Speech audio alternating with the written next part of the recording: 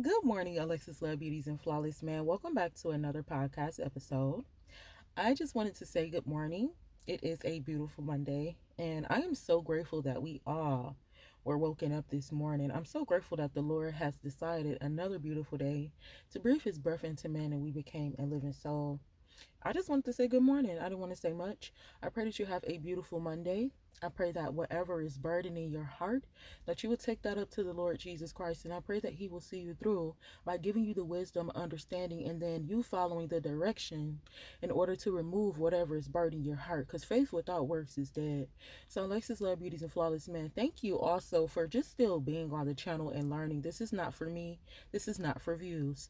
I encourage you to do your extended research. Anything you hear on this podcast, look, anything you hear on this podcast, anything you see on this page, anything that you watch, I want you to always take that back to the Lord and test the spirit by the spirit. Ask God, hey, is this something I need to be learning about right now? Is this, correct? Can you show me this for my own two eyes? Because I encourage you to see this for your own two eyes so that way you save your own soul. I love you. I pray that you have a fantastic Monday. God bless you, and I will talk to you in the next podcast episode. Mwah.